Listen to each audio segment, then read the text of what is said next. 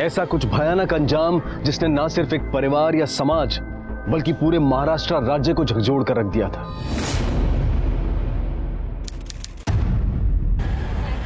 परी, होमवर्क केलंयस ना?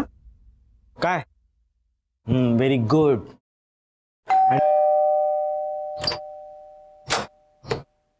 जी? एपीआई शिवानी शिर्के। वो यहाँ नहीं रहती है. लेकिन मेमो में तो यही एड्रेस दिया। देखिए, मैं डिपार्टमेंट से आया हूँ, 1 महीना हो गया उन्होंने ड्यूटी रिपोर्ट नहीं की है। देखिए, उसके बारे में मुझे कुछ मालूम नहीं है. मैंने आपको पहले ही बोला है, वो यहाँ नहीं रहती है. देखिए, मुझे डिपार्टमेंट ने भेजा है तो मैं आपको दे रहा हूँ, ये मेमो रखिए और यहाँ साइन कीजिए।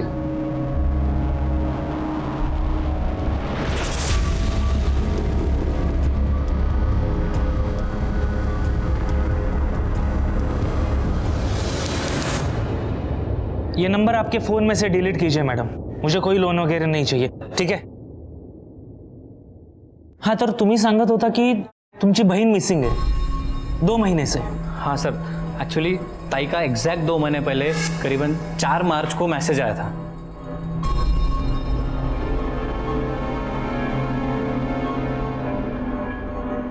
आशिष, हे माझं औषधाचं प्रिस्क्रिप्शन आहे. ऑफिसमधून येताना औषधं घेऊन ये. बरं. अगं ऐक ना, ताईचा मैसेज आला है, वो 10 दिन के लिए ऋषिकेश जा रही है मेडिटेशन कैंप के लिए, और 10 दिन उसका फ़ोन भी बंद रहेगा.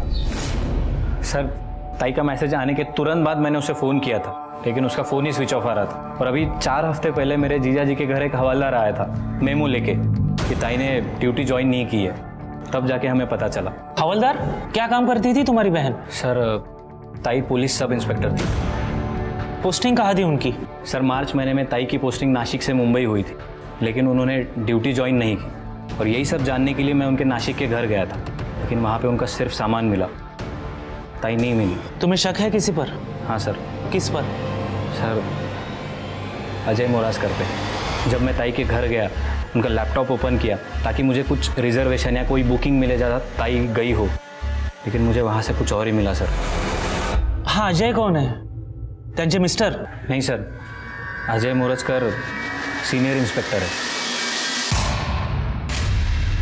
सर, ताई ने सबसे पहले मनमाड पुलिस स्टेशन में पुलिस सब इंस्पेक्टर की ड्यूटी ज्वाइन की आणि तिथेच ये अजय मोरजकर सीनियर इंस्पेक्टर थे. तुम्हारा कहने का मतलब है कि एक पुलिस वाले ने दूसरे पुलिस वाले को गायब किया? हो सर, और ये वीडियो देखने के बाद मैंने ताई के बारे में जानने के लिए अजय मोरजकर को कई बार फ़ोन किए. हेलो. हाँ अजय जी, मुझे शिवानी ताई के बारे में बात करनी है. कौन बोलता है? जी, मैं आशीष बोल रहा हूँ, शिवानी शिर्के का छोटा भाई. मला नहीं माहिती शिवानी कुठे है. मेरा मुंबई ट्रांसफर हो गया, तब से मिला नहीं हूँ उसको. और सुनो, बार बार फोन मत करो मुझको.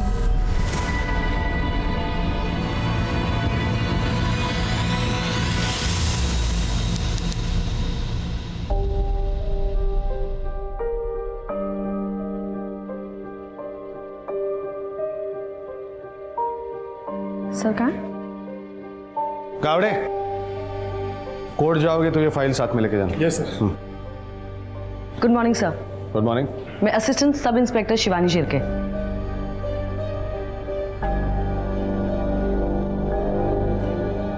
First posting. Yes sir. Good luck. Thank you sir. Sir, जल्दी किसी को भेजना होगा, बस्ती में लफड़ा बढ़ भी सकता है. Shivani, yes sir.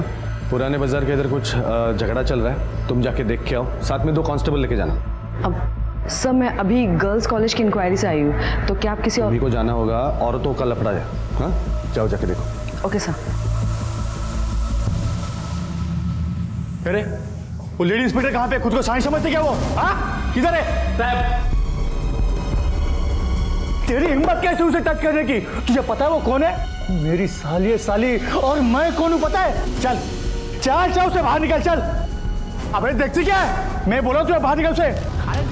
हम पुलिस वाले तेरे जैसे 2% के नेता को जाने ना जाने, तू एक बात जान ले, कभी किसी पुलिस ऑफिसर पे हाथ मत उठाना, समझा ना? हवलदार, on duty lady police officer पे हाथ डालने के लिए इसको अंदर डाल. तेरी नेतागिरी उतारता हूं मैं आज. चल गाड़ी होने ला.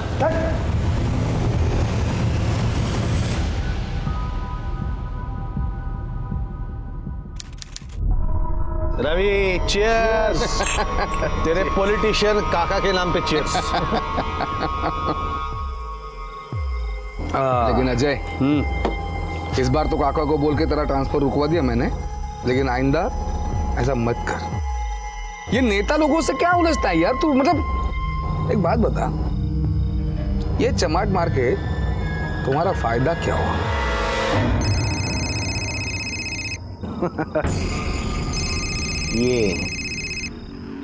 ये फायदा हुआ है।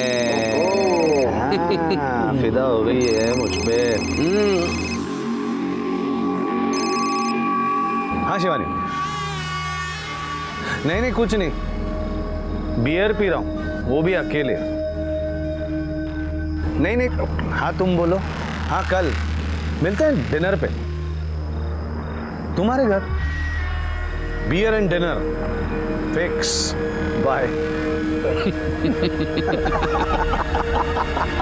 ना यार तू मतलब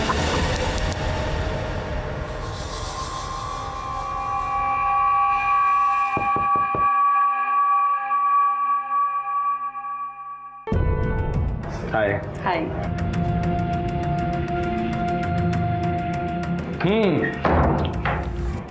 बियर दो यहाँ पे रख दो फ्रिज में। बियर? बट मैंने आज तक पी नहीं।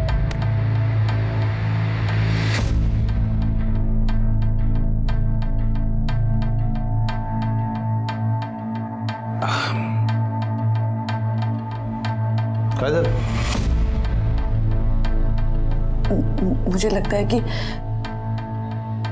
हमने ठीक नहीं किया।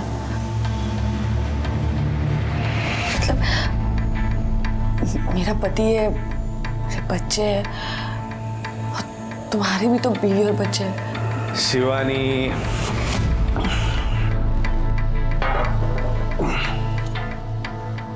गलत किया है ऐसे सोचोगी तो गलत ही लगेगा। इससे अच्छा है सोचो ही मत। Be happy, enjoy life. यहां कुछ ऐसा हुआ जो नहीं होना चाहिए था। जब साथ में काम करने वाले दो लोग एक गलत रिश्ता बनाते हैं, खासकर तब जब दोनों शादीशुदा हों, तो ऐसे रिश्तों का असर न सिर्फ उनके परिवार पर बल्कि उस कंपनी, उस संस्था पर भी पड़ता है जहां वो काम करते हैं। इस केस में शिवानी शिर्के पुलिस ऑफिसर थी, शादीशुदा थी, और वो अपने एक सहकर्मी शादीशुदा सीनियर पुलिस ऑफिसर के साथ गलत रिश्ता बना रही थी। इस केस में जो हुआ वो लगभग 2 सालों तक अखबार की सुर्खियां बना रहा, लेकिन पूरे महाराष्ट्र पुलिस के लिए ये एक दाग की वजह बन गया, जिस दाग को मिटाना बहुत जरूरी था। लेकिन क्या ऐसा हो पाएगा? सर, अरे तुम्हाला मागच्या वेळी सांगितलं ना, तुम्हाऱ्या ताई के बारे में कुछ भी पता चलेगा तो तुम्हें इन्फॉर्म करेंगे। पण सर कधी सांगणार आहे? पिछले 4-5 महीने से मैं पुणे मुंबई कर रहा हूँ, लेकिन ताई की कोई खबर नहीं है। तुम्हारी ताई पुलिस में थी ना, तो इतना तो जानते हो कि पुलिस के पास सिर्फ एक केस नहीं होता। और हम कोशिश कर रहे हैं। ठीक है सर, आप कोशिश ही करते रहिए।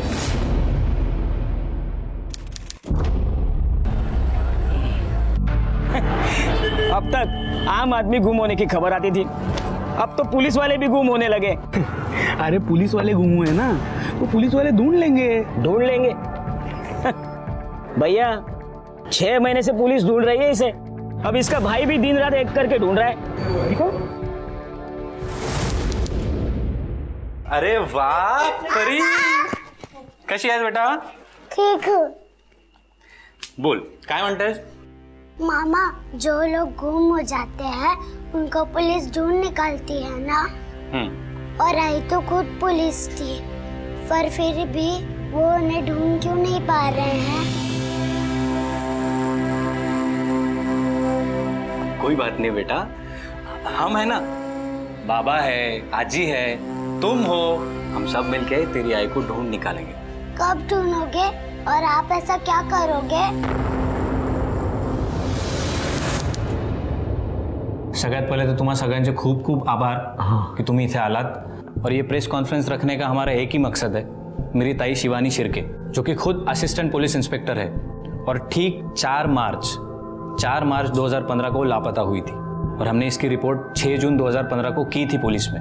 और इस बात को करीबन 8 महीने हो चुके हैं, लेकिन अब तक पुलिस का कोई भी जवाब नहीं आया। इन सारी चीज़ों को लेकर हम सारे वरिष्ठ नेताओं के पास, सारे वरिष्ठ अधिकारियों के पास जा चुके हैं, लेकिन मिला तो सिर्फ और सिर्फ आश्वासन। हाँ, हमने 16 अगस्त 2015 को वकील के कहने पे कोर्ट में पिटीशन फाइल की। कोर्ट ने पुलिस को आदेश दिया कि एक टीम बना के जांच की जाए और 1 महीने में कोर्ट में रिपोर्ट करें। और एग्जैक्टली 1 महीने बाद यानी 18 सितंबर को पुलिस टीम ने अपनी रिपोर्ट दर्ज कराई, लेकिन सुप्रीम कोर्ट ने उसको खारिज कर दिया क्योंकि उन्हें वो सेटिस्फैक्ट्री नहीं लगी और आदेश दिए कि नई टीम बनाई जाए और नई टीम की जिम्मेदारी सीनियर इंस्पेक्टर कीर्ति थॉमस को दी गई।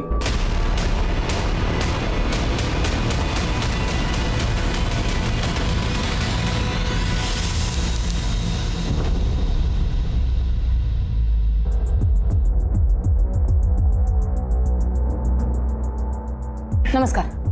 देखिए, बहुत वक्त हो चुका है, सो ऐसा शिवानी शिर्के के बारे में आपको जो भी पता है वो सब मुझे बता दीजिए।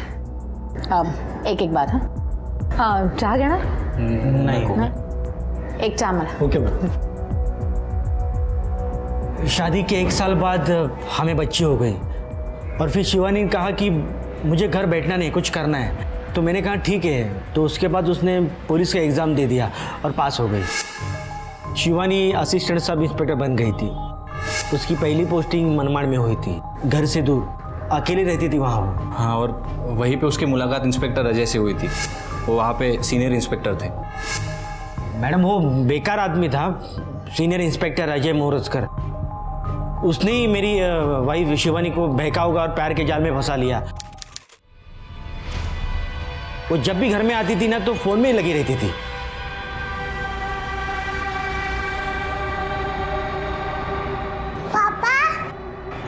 परी, शिवानी काय चाललंय? इतक्या दिवसांनी तू घरी आलीस, फिर भी दिन भर फोन पे?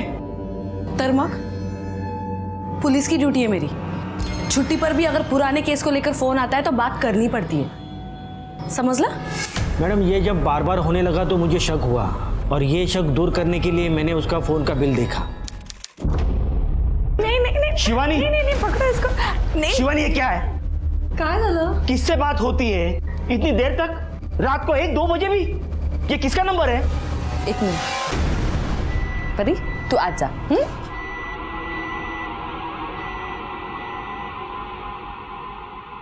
किती वेळा सांगितलं तुम्हाला, परी के सामने मुझसे चिल्ला के बात मत किया करो। शिवानी, बात बदलो मत। ये किसका नंबर है?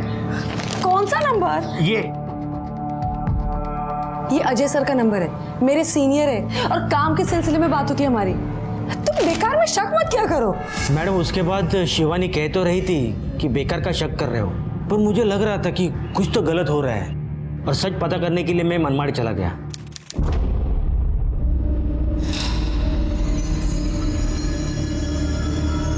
क्या भाई, आपकी चाय पुलिस स्टेशन जाती है ना? और पुलिस वाले भी आते हैं ना यहाँ चाय पीने के लिए? देखो साहब, अब चाय को घुमाने से एकदम कड़क चाय बनती है, आप बात को घुमाने से कुछ नहीं बनता। आप सीधे पॉइंट की बात करो ना। नहीं, वो सीनियर इंस्पेक्टर अजय मोरजकर और सब इंस्पेक्टर शिवानी शिर्के, उन दोनों में कुछ चल रहा है क्या? भाई, आप हो कौन? पुलिस वालों की जांच कर रहे हो? प्रेस वाले हो क्या? नहीं, मैं ऐसे ही पूछा। बोलून पाहिजे नाही, येणार होती काय? ए, चहा दे रे तो साहब। क्या रे, क्या है साहब? वो जो खड़ा आदमी है ना साहब, वो अजय साहब और शिवानी मैडम के बारे में पूछताछ कर रहा था। अच्छा, तो इकडे जरा साहब। मॅडम, उसके बाद उसका ट्रान्सफर नाशिक में हो गया। नाशिकहून आल्यानंतर तिचं वागणंच बदललं। मेरी जिंदगी रुक गई। शिवानी, शिवानी, तू क्या कर रही है? अरे थोड़ी तो शर्म कर। 9 साल की तुझे बेटी है और तू ये क्या कर रही है? तुला एकदा सांगितलेलं समजत नाही का? हाँ, देखो, हम दोनों का जो रिश्ता है ना वो हमारे माँ बाप ने बनाया था, इसलिए हम सिर्फ निभा रहे थे। कोई प्यार व्यार नहीं है हमारे बीच में, ओके? अजय मुझसे प्यार करता है और वो मुझसे शादी भी करने वाला है और परी भी मेरे साथ रहेगी। अब तू उस आदमी के साथ जाना चाहती है ना? जा, तू पुलिस वाली है ना, तो थोड़ा कानून मुझे भी पता है। मैं कोर्ट में बोलूंगा तेरा अफेयर है। और एक बात सुन, किसी भी हाल में तुझे बच्ची नहीं मिल सकती, समझी ना?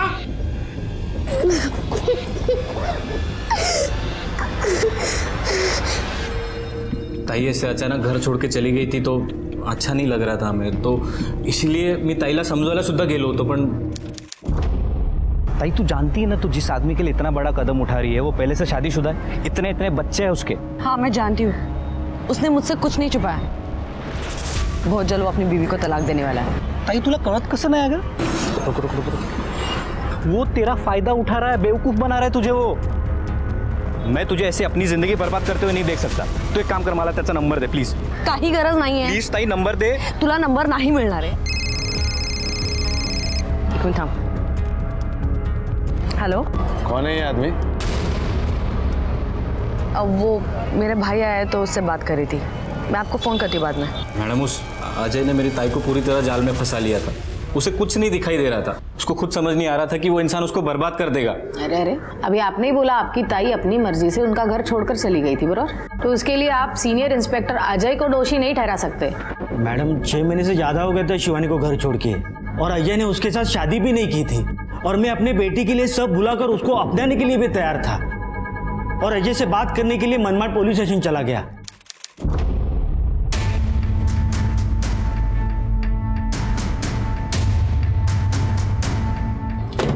अजय, हाँ मुझे आपसे बात करनी है. मैं शिवानी का पति. रुके, क्या किया इसने? ये अपनी बीवी पे हाथ उठाता है सर, उसी के कंप्लेंट पे इसे उठा लाए हैं. क्या रहे? लेके जा. चल सर, चल चल. हाँ बोलो, क्या कह रहे थे? कुछ नहीं. उसके बाद मैंने शिवानी से बात करने की कोशिश की कि बच्चे के लिए तू घर वापिस आ, पर अजय मुझे धमकाने के लिए आ गया.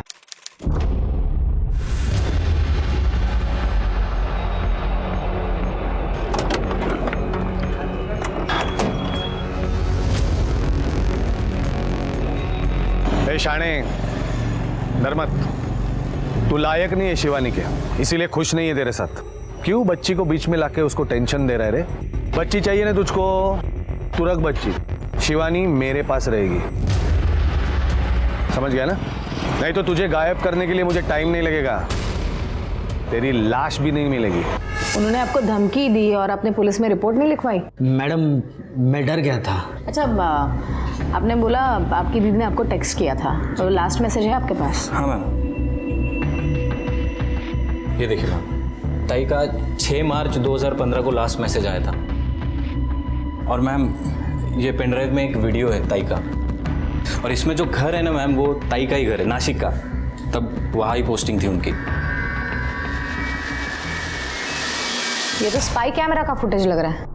एनी आइडिया शिवानी ने घर पर कैमरा क्यों लगाया? नहीं मैम, इस बारे में कुछ बात नहीं हुई हमारी कभी, लेकिन मैम उसमें साफ साफ नजर आ रहा है कि वो ताई के साथ मारपीट कर रहा है. आपका बयान सुनकर और ये फुटेज देखने के बाद तो ऐसे ही लगता है कि शिवानी के गायब होने में अजय का हाथ है. हो सकता है कि आपसे, आपकी बेटी से दूर रखने के लिए अजय ने उसे कहीं छुपाया होगा. परत लाना फुटेज. शिवानी के घर वालों ने आपके खिलाफ बयान दिया है. ये वीडियो फुटेज भी उन्होंने ही मुझे दी. उनका कहना है कि आपने शिवानी को कहीं छुपा के रखा है. शिवानी के घर वालों ने आपके खिलाफ बयान दिया है. ये वीडियो फुटेज भी उन्होंने ही मुझे दी. उनका कहना है कि आपने शिवानी को कहीं छुपा के रखा है. आपको लगता है मेरे जैसा सीनियर पुलिस इंस्पेक्टर ऐसा क्राइम करेगा? लेकिन आपका शिवानी के साथ अफेयर तो था ना? हाँ था. मैं ना नहीं बोल रहा हूँ, और वो भी पोस्टिंग के कारण. वो भी घर से दूर, मैं भी घर से दूर हो जाता है, लेकिन उसके गायब होने का मुझसे कोई कनेक्शन नहीं है. लेकिन आपने शिवानी के पति को धमकी दी थी गायब करने की, दी थी ना? हाँ दी थी, क्योंकि शिवानी के साथ मारपीट करता था. शिवानी बिल्कुल खुश नहीं थी उसके साथ. सर लेकिन मारपीट करते हुए तो आप नजर आ रहे हैं इस वीडियो में. क्या मैडम, छोटी मोटी धक्का मुक्की को आप मारपीट का नाम दे रही हैं? देखिए देखिए देखिए, जब दो लोग रिश्ते में होते हैं ना, तो ऐसी छोटी मोटी बात हो जाती है. एक एपीआई 10 महीने से गायब है, और आप एक सीनियर पीआई इस केस में प्राइम सस्पेक्ट है. ये कोई छोटी मोटी बात नहीं है ना? देखिए मैडम, आप शिवानी के फैमिली वालों की बातों में मत आइए। पूरी तरह से बेबुनियाद आरोप लगाए मुझ पर। And I kindly request you, आप जल्दी से जल्दी ये केस क्लोज कर दीजिए। आप भी सोचिए ना, बाहर कितनी बदनामी हो रही है ना पुलिस की। केस सॉल्व हो जाएगा तो बदनामी भी अपने आप दूर हो जाएगी। But I kindly request you, please cooperate. Of course I will. Anything else? आप जा सकते हैं। Thank you.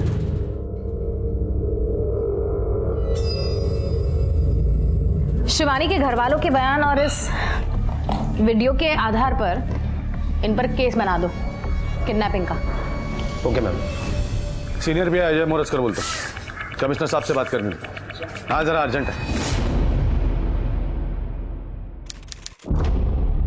मैं आप सबसे माफ़ी चाहता हूँ, मैं आपको एक बार और तकलीफ दे रहा हूँ, लेकिन अब तक मेरी ताई शिवानी शिर्के लापता है।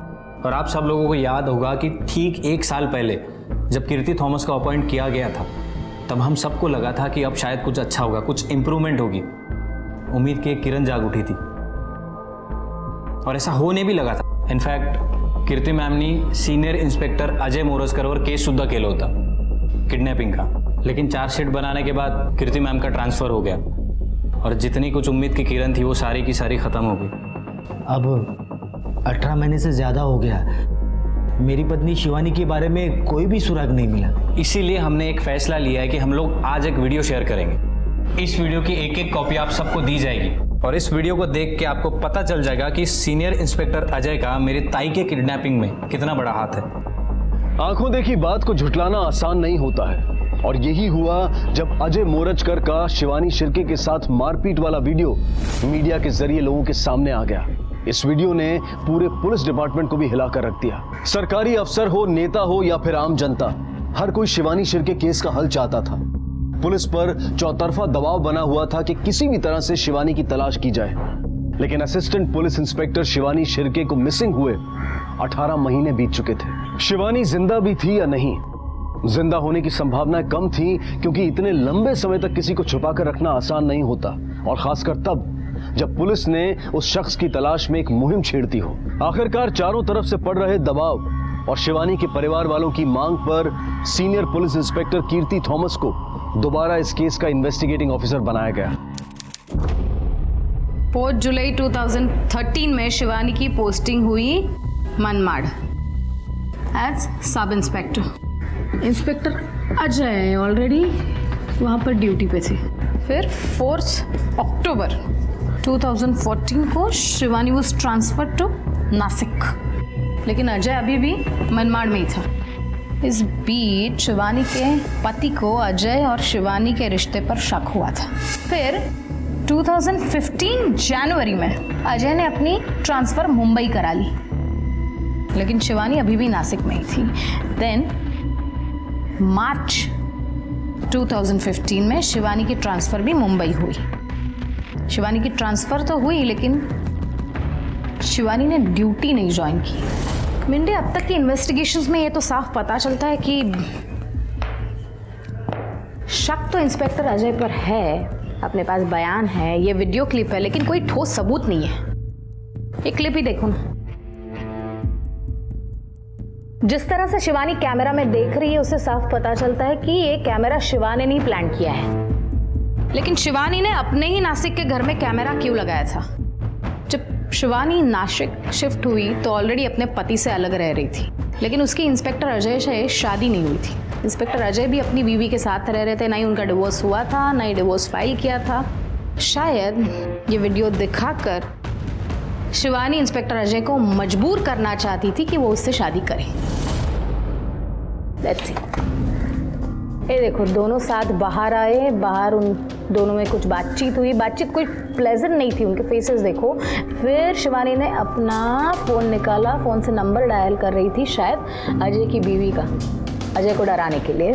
फिर अजय ने मोबाइल खींच लिया, शिवानी को धक्का दिया, थोड़ी धक्का बुक्की हुई और शिवानी यहाँ पर जाकर बैठ गई और अजय आके यहाँ पर बैठ गया। फिर शायद अजय ने उसे समझाया हो, शायद अजय शादी के लिए रेडी हो गया हो, इसीलिए शिवानी कुछ दिन तक चुप बैठी।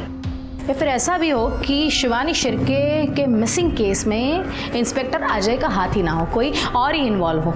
लेकिन मैडम किसी तीसरे आदमी का शिवानी को गायब करने के पीछे क्या मोटिव हो सकता है?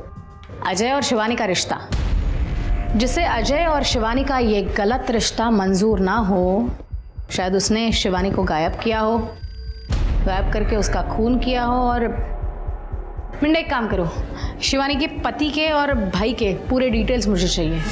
और 5 मार्च 2015 से 15 मार्च 2015 तक शिवानी के सारे details I want. Phone details, bank details, travelling details, I want everything. वो मुंबई आई कि नहीं ये पता करना बहुत जरूरी है।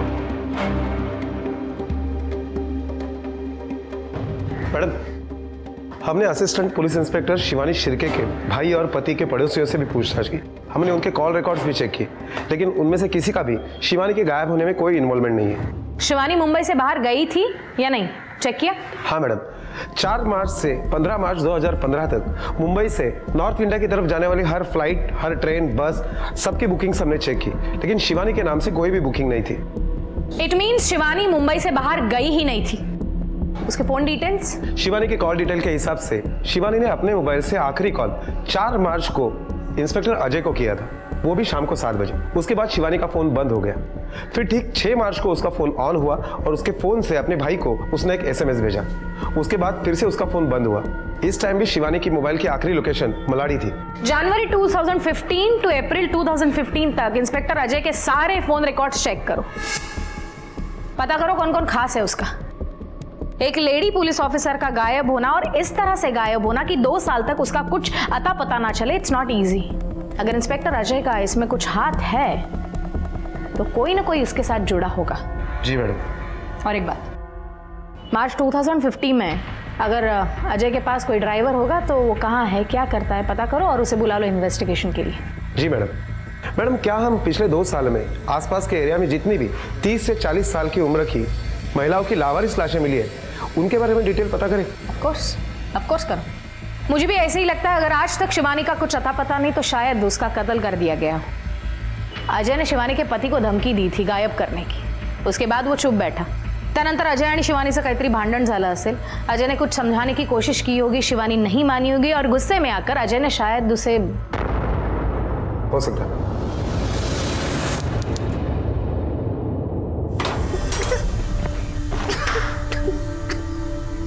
परी, काय झालं? मैं कल से स्कूल नहीं जाऊंगी। पर परी क्या हुआ? आई की कोई वीडियो ऐसे सपने देख ली। वो कहते हैं तेरी है दूसरे पापा के पास चली गई है और वो उन्हें मारते हुए भी वो उधर ही है। देखो परी, ऐसे रोते नहीं है। और मेरी गुड़िया को कौन बोला हम कल स्कूल जाते हैं, पर अभी खाना खाते हैं। हाँ, ऐसे रोते नहीं है। चल चल चल, आजा, आज रोते नहीं है परी। मैडम, हमने सीनियर इंस्पेक्टर अजय मोराजकर के ड्राइवर को उठा लिया है। देख ऑलरेडी 2 साल हो चुके हैं शिवानी शिर्के को गायब होके, तो ज्यादा वक्त नहीं है हमारे पास। जो भी पूछेंगे उसका सही और इमीडिएटली जवाब देना। हाँ, अजय मोरस्कर के साथ कितने सालों से काम कर रहे हो? 8 साल। थोड़ा ऊंचा बोल, सुनाई नहीं देता। 8 साल। 8 साल से। शिवानी मैम को जानते हो? वो मैडम साहब के साथ थे पहले, मनमाड़ में थे दोनों साथ। अच्छा, तो आपके साहब का और मैडम का कैसे रिश्ता था? क्या? मैडम का और सर का कैसा रिश्ता था? मैडम, मैं तो ड्राइवर हो, इसीलिए सब पता होना चाहिए। हाँ, कैसे रिश्ता था? 4 मार्च 2015 को तुम्हारे सर और शिवानी मैडम एक दूसरे से मिले थे, क्या उनमें झगड़ा हुआ? मैडम, मिले थे या नहीं मिले अभी याद, बहुत दिन हो गए ना अभी। हाँ, ये अच्छा है ना, बहुत दिन हो गया, मैं भूल गया। तो सही क्या है गलत क्या है मैडम पता करने की कोई ज़रूरत नहीं। मैडम, मैं झूठ काय को बोलूँगा, जो है वो आपके सामने बोला ना, मुझे याद नहीं है। अच्छा, याददाश्त कमज़ोर हो गई है तो हमारे तरीके से याददाश्त वापस ला दूँ, फिर तू भी जाएगा उसके साथ अंदर, चलेगा? मैडम, पिछले 2 सालों में आसपास के एरिया में 27 महिलाओं की बॉडी मिली थी। लगभग उनमें से 9 लाशें पहचानने भी मुश्किल थी। 2 महीने तक कोई क्लेम के लिए नहीं आया, इसलिए उनका अंतिम संस्कार कर दिया। मतलब उसमें से 1 लाश शिवानी की हो भी तो वो पहचानना मुश्किल है। मैडम, 2015 की सीनियर इंस्पेक्टर अजय के कॉल रिकॉर्ड्स आ गए। मैंने चेक किया, मैडम शिवानी के अलावा 2 नंबर ऐसे हैं जिनके साथ सीनियर इंस्पेक्टर अजय की काफी बातें हुआ करती थी, वो भी लंबे समय तक। कौन है? मैडम एक तो है दिनेश कुलकर्णी जिसका नासिक में होटल है, और दूसरा रवि पवार है। उन दोनों को इन्वेस्टिगेशन के लिए बुला लो। क्या हुआ? मैडम ये रवि पवार जो है वो एक पॉलिटिशियन का बहुत करीबी है, बिना सबूत के उसके ऊपर हाथ डालना थोड़ा।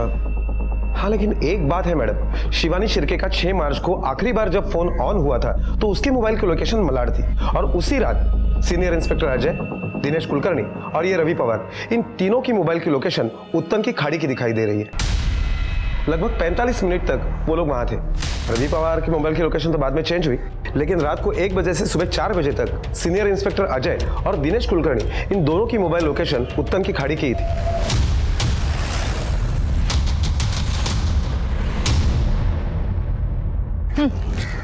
चला बोलो। हो दादा इकडे या ना। काय साहेब? या भाऊ, हाँ कब से नाव चला रहे हो यहाँ पर? मैडम 6 साल से। 2 साल पहले 4 मार्च 2015 को रात को 1 बजे के आसपास कुछ लोग यहाँ पर आए थे, कुछ याद है? मैं तो 8 बजे घर पे चला जाता हूँ मैडम। अच्छा, मार्च 2015 में कोई लाश मिली थी यहाँ पे? लाश तो मिलती रहती है, लेकिन पक्का नहीं बता सकता हूँ। हाँ लेकिन उस वक्त एक पुलिस वाला 2-3 बार आया था, मैडम जैसा ही बड़ा ऑफिसर था। उन्होंने कहा था कि अगर कोई लाश मिल जाए तो मुझे फोन करना। कुछ नंबर वगैरह दिया था? मैडम पुरानी बात है, एक पर्ची पे लिखा था, अभी पर्ची कहाँ पे याद नहीं आ रही। कुछ पहचान पाओगे उसे? वैसे तो याद नहीं है, लेकिन लंबा चौड़ा था, रुबाबदार होता। मैडम एवढंच आठवतं। 4 मार्च को शिवानी और अजय की एक दूसरे से बात हुई थी। उनके फोन रिकॉर्ड से ये डेफिनेटली पता चलता है, और उस दिन वो मिले भी थे। उसके बाद शिवानी का फोन बंद हो गया। 6 मार्च को वो फोन ऑन हुआ और उससे शिवानी के भाई को एक मैसेज भेजा गया कि मैं हरिद्वार मेडिटेशन के लिए जा रही हूँ। उसके बाद उसका फोन बंद हुआ, जो आज तक चालू ही नहीं हुआ। 6 तारीख रात से 7 तारीख सुबह तक सीनियर इंस्पेक्टर अजय और उसका वो दोस्त कुलकर्णी वो उत्तन बीच पर ही थे। और मैडम सीनियर इंस्पेक्टर अजय के कॉल रिकॉर्ड के हिसाब से 8 और 9 तारीख को भी उनके मोबाइल का लोकेशन उत्तन बीच का ही दिखाई दे रहा है। सीनियर इंस्पेक्टर अजय यहाँ आए थे, उन्होंने उस बोट वाले से पूछताछ की लाश के बारे में। इसका मतलब शिवानी मर चुकी है, और इंस्पेक्टर अजय का शायद उसके खून में इन्वॉल्वमेंट है। अजय ने उसको मारा और उसकी लाश को समुद्र में फेंक दिया।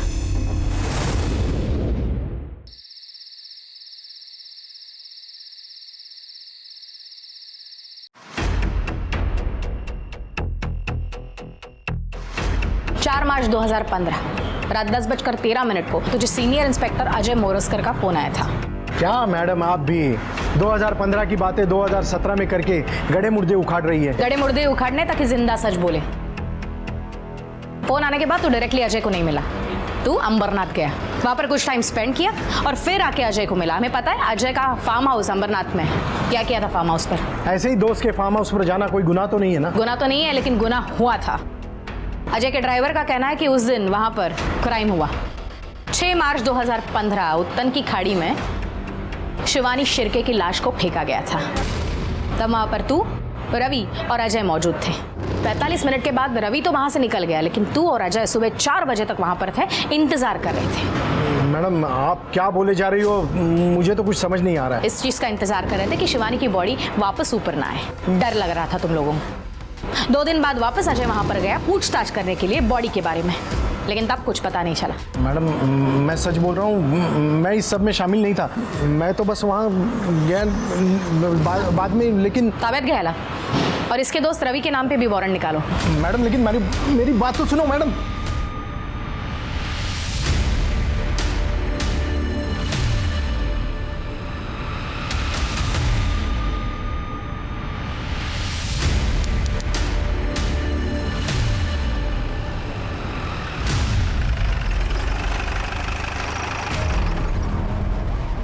ए रुके, रुक काय चाललंय काय?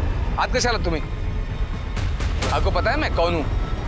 एक फोन करूंगा ना सबकी वर्दी उतार दूंगा मैं। चलो निकलो बाहर, चलो। देखते हैं अब तेरी मदद कौन करता है। गैलात, ये छोड़ूंगा नहीं मैं। हमारे पास सारे सबूत हैं कि तुमने इंस्पेक्टर अजय को मदद की थी ऑफिसर शिवानी का खून करने में। तुमने, इंस्पेक्टर अजय ने, अजय के ड्राइवर ने और तुम्हारे दोस्त कुलकर्णी ने, चारों ने मिलकर शिवानी की लाश को ठिकाने लगाया। अभी तुम्हारे दोस्त कुलकर्णी ने और अजय के ड्राइवर ने ये बात कबूल कर ली। देखिए मैम, आप मुझे उलझाने की कोशिश मत करना। तुम्हारी सब तरकीबें जानता हूँ मैं वही कहूंगा, मैंने कुछ नहीं किया, कुछ नहीं किया। शिवानी को गायब हुए ऑलरेडी 2 साल हो चुके हैं, अब ज्यादा वक्त बर्बाद नहीं करना चाहती। जो भी है मुझे सच सच बता दो, क्या है? यहाँ तुम्हारी मदद कोई नहीं करेगा, तुम तो जानते हो।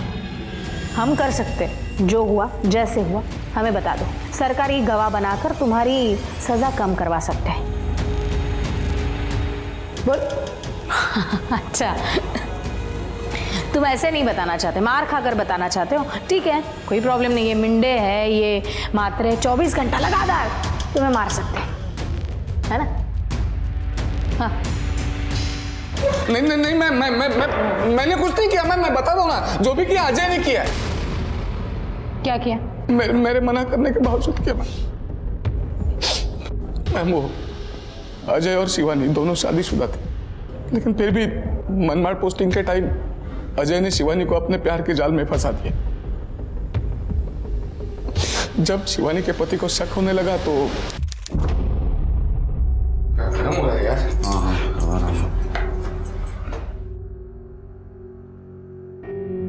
शिवानी प्लीज। शिवानी क्या हुआ? अजय,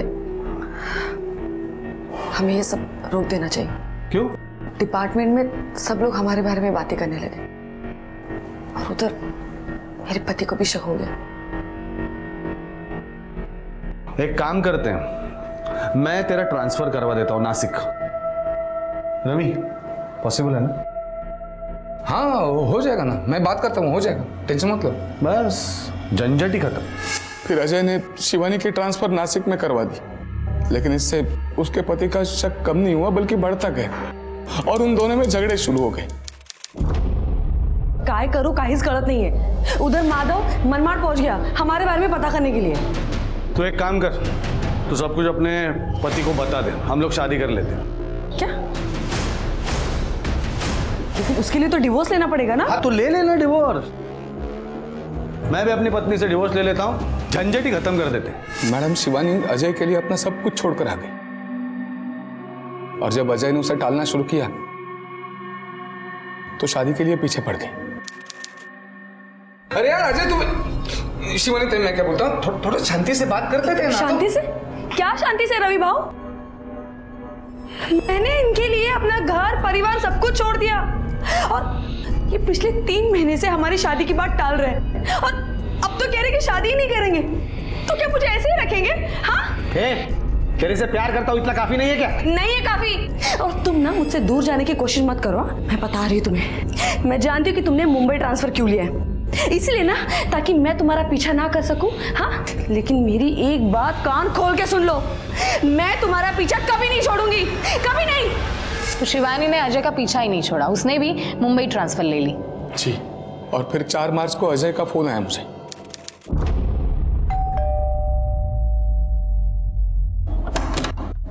क्या हो गया? अंदर तो आने दे यार, क्या हो क्या किया है तू? अरे हो गया यार। अरे क्या हो गया? मर गई? जरूरी था। क्या जरूरी है? तू ज्ञान मत दे अभी। अरे यार तू, इसे लाश को ठिकाने लगाना पड़ेगा। ए जगत, एक काम कर, बाजारात जा, वो बड़े वाले चाकू मिलते हैं ना, वो लेके आ। हाँ? नहीं रुक। नहीं, ये चाकू से नहीं कटेगी। तू वुड कटर लेके आ। हम उसी रात दिनेश वो वुड कटर अजय के अंबरनाथ वाले फार्म हाउस से लेके आया और बात में मर्डर में मैं इन्वॉल्व नहीं था। मैंने लाश ठिकाने लगाने में अजय की मदद की, लेकिन बाकी मेरा इन्वॉल्वमेंट नहीं था। लाश के टुकड़े करने के बाद क्या किया? वुड कटर लाने में, लाश के टुकड़े करने में बहुत समय निकल गया। जगत को भेजकर लोहे के ट्रंक मंगवाए, लाश के टुकड़े उसमें भरे और वो 6 तारीख को हमने वो ट्रंक उत्तम के खाड़ी में फेंक दिया।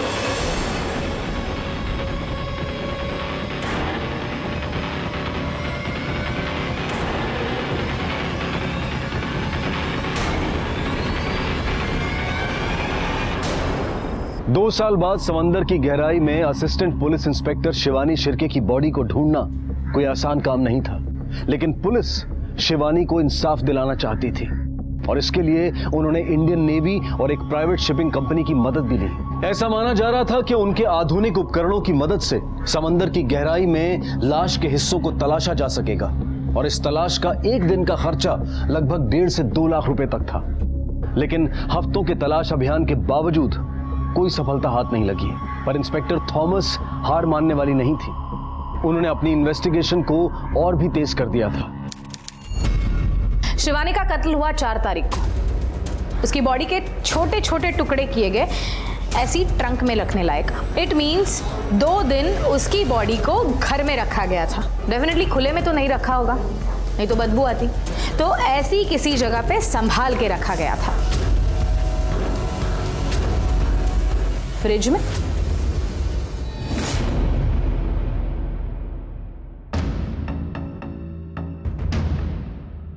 मैडम, इस फ्रिज का सैंपल उठाना बहुत मुश्किल है। 2 साल बीत चुके हैं तो कुछ भी नहीं है। एक काम करना, फ्रिज को ही लेकर चलना, लैब में जाकर चेक करेंगे। बाथरूम को धुलाना आसान है, लेकिन फ्रिज को इस तरह से खोल कर धोना बहुत मुश्किल है। 2 साल पहले अगर शिवानी शिर्के के बॉडी के टुकड़े करके इस फ्रिज में रखे गए, ब्लड स्टेन्स तो जरूर मिलेंगे। Yes madam. 2 साल पहले एपीआई शिवानी शिर्के की बॉडी को समंदर में फेंका गया था, जो आज तक नहीं मिली। अगर सीनियर इंस्पेक्टर अजय पे हमें पक्का केस बनाना है तो हमारे पास ठोस सबूत चाहिए। वो ट्रंक जिसमें शिवानी की बॉडी के टुकड़े रखे थे, वो कहाँ से खरीदी थी, और वो वुड कटर, वो वेपन जो क्राइम में यूज किया था, वो कहाँ से खरीदा था, वो कहाँ पर है, पता करो। Okay ma'am. मैडम, पास वाले दुकान से वो लोहे का ट्रंक खरीद लिया था मैंने। बाद में वुड कटर साहब बोला कि फार्म हाउस में रख देना, तो रख दिया था मैंने। वुड कटर अगर फार्म हाउस पे रखा था तो हमें क्यों नहीं मिला? पूरा फार्म हाउस छान मारा था हमने। मैडम, ये केस फिर से ओपन हुआ तो साहब बोले कि वो भंगार में बेच देना वुड कटर, तो मैंने बेच दिया। मतलब वुड कटर मिलने के चांसेस भी बहुत कम हैं। मैडम, कुछ नहीं मिला है आपको। कोर्ट में साबित क्या करोगे? इन लोगों ने यहाँ पे बयान दिया है ना, पुलिस स्टेशन में। आप तो जानती हैं, पुलिस स्टेशन में दिया गया बयान कोर्ट में काम नहीं आता है। बेकार में इतनी मेहनत कर रहे हो आप। सुन रहे ना आप? आपने बेकार में इतनी मेहनत की, बेकार में अपने क्राइम सीन में इनका साथ दिया और बेकार में फंस गए। और रहा सवाल सबूतों का, वो तो ढेर सारे हैं हमारे पास आपका क्राइम प्रूफ करने के लिए। और मुझे उम्मीद है कि हमारा कानून भी वो मानेगा। जिस दिन आपको सजा होगी, उस दिन शिवानी शिर्के और उसकी फैमिली को जस्टिस मिलेगा। Assistant sub inspector Shivani Shirke कभी वापस नहीं आएगी। उनकी बेटी, उनके भाई और उनके परिवार वालों की जिंदगी में जो खालीपन आ चुका है, वो कभी नहीं भरेगा। लेकिन उन सभी अपराधियों को एक सही सजा मिल जाएगी तो उन सबको एक सुकून जरूर मिलेगा कि शिवानी शिर्के को न्याय तो मिला। Senior police inspector Ajay Morajkar को सस्पेंड कर दिया गया है और सभी आरोपियों अजय मोरजकर और उनके बाकी साथियों दिनेश कुलकर्णी, रवि पवार और जगत गुप्ता के खिलाफ कोर्ट में चार्जशीट फाइल कर दी गई है। ये केस फिलहाल कोर्ट में चल रहा है, लेकिन किसी भी आरोपी पर दोष साबित नहीं हुआ है। हमें पूरी उम्मीद है कि शिवानी को न्याय जरूर मिलेगा। इस केस ने हम सबको ये सोचने पर मजबूर कर दिया है कि क्यों अंजाम जानते हुए भी लोग नाजायज रिश्ते बनाते हैं, क्यों एक गलत खुशी को जीने के लिए अपनी और अपने परिवार की जिंदगी को दांव पर लगाते हैं।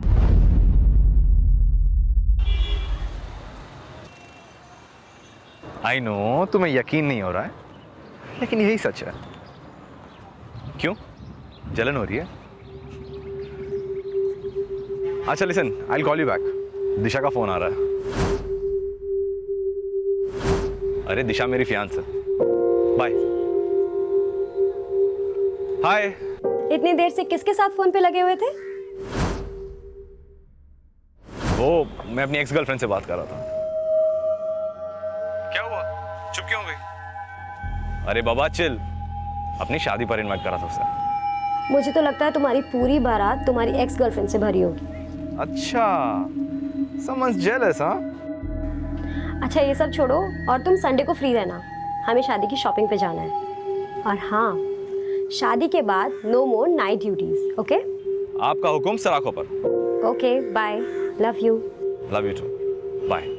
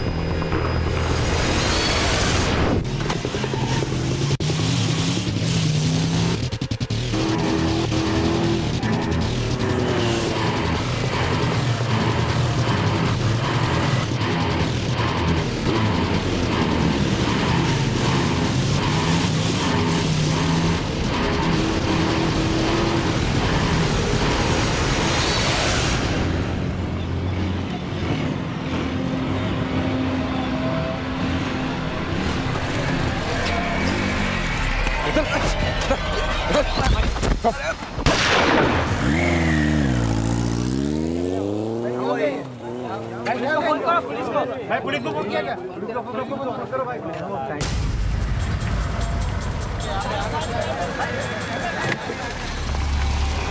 हटिए प्लीज, हटिए आप लोग प्लीज, हटिए हटिए हटिए, उठाओ।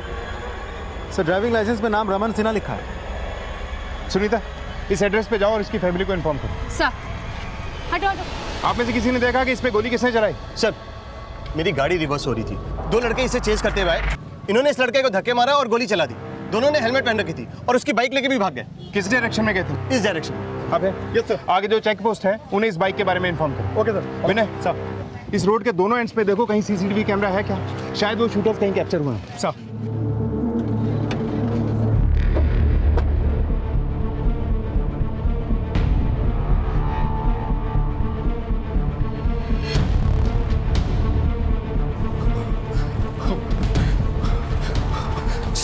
सर मैं रमन का फादर हूँ। रमन कैसा है? आई एम सॉरी सर, यहाँ लाने से पहले ही वो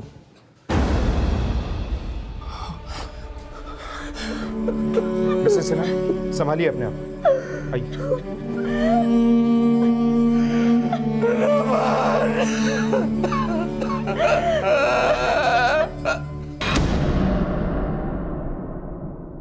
सर क्राइम सीन के आसपास हमें कोई सीसीटीवी नहीं मिला, लेकिन रमन की बाइक का नंबर हमें पता चला।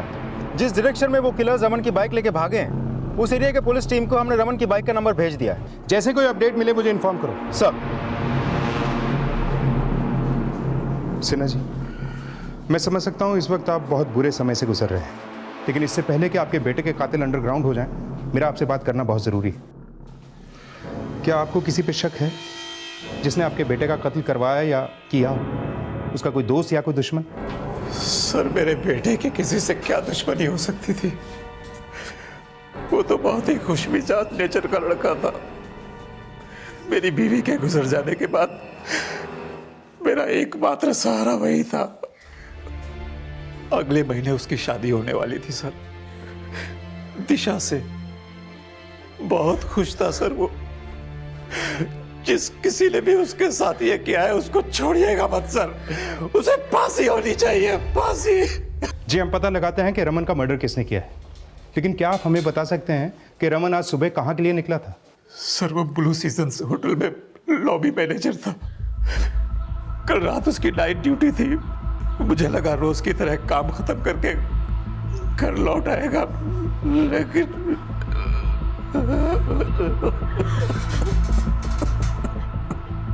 आप रमन से शादी करने वाली थी? जी सर। कब से जानती हैं आप रमन को? सर हम एक दूसरे को बहुत टाइम से जानते हैं। वो मुझसे अपनी सारी बातें शेयर करता था। इनफैक्ट मेरी तो आज सुबह ही उससे बात हुई थी। आपका हुक्म सर आंखों पर।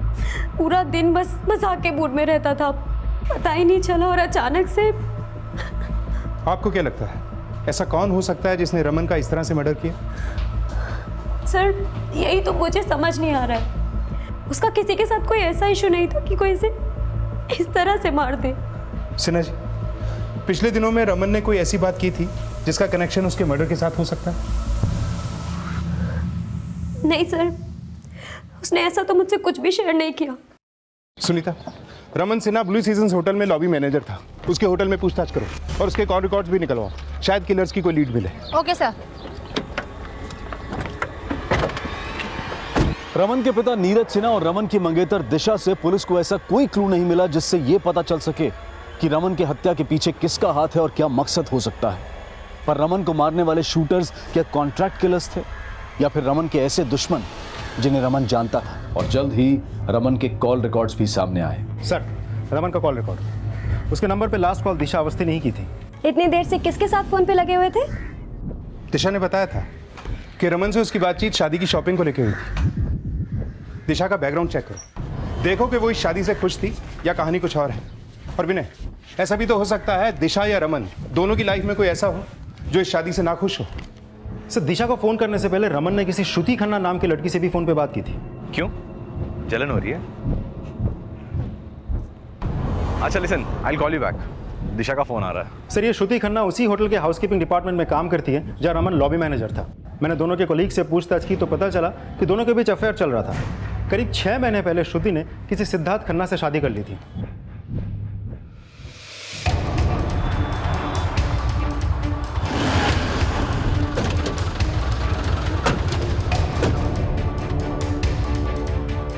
श्रुति खन्ना यहीं काम करती। सर। यस सर,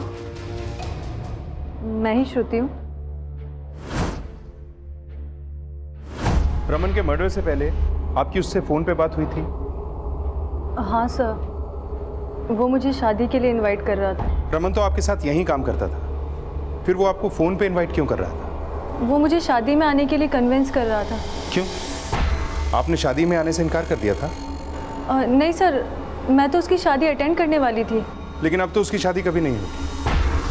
और हाँ, हमें पता चला है कि आपका और रमन का भी अफेयर था, लेकिन आपने कहीं और शादी कर ली और अब रमन कहीं और शादी करने वाला था। हाँ सर, हमारा अफेयर था, पर हम कभी भी शादी नहीं करना चाहते थे। We felt we were better off as friends. क्या तुम्हारे हस्बैंड रमन को जानता था? I mean, was he comfortable with all this? जी सर, मेरे हस्बैंड सिद्धार्थ और रमन भी बहुत अच्छे दोस्त थे। कितने साल से जानती हो आप रमन को? करीब 2 साल से, जब मैंने ये होटल ज्वाइन किया था। So guys, Shruti is now part of our team. Everybody, give her a warm welcome. Sir, वो खुश रहने वाला बहुत ही जिंदा दिल इंसान था। यहाँ सब उसके बिहेवियर से बहुत खुश थे। हमने उसके कॉल रिकॉर्ड चेक किया, आपके अलावा भी बहुत सारी लड़कियों के साथ बातचीत करता था वो। Yes sir, but he was a nice गाय।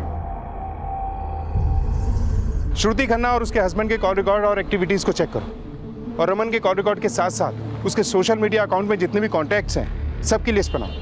हो सकता है रमन के मर्डर में उसकी किसी एक्स गर्लफ्रेंड का हाथ हो जिसे उसकी शादी की न्यूज़ मिली, या कोई ऐसा लड़का जो उसकी किसी पुरानी गर्लफ्रेंड के साथ कनेक्शन में था और किसी जेलसी की वजह से उसने रमन का मर्डर कर दिया।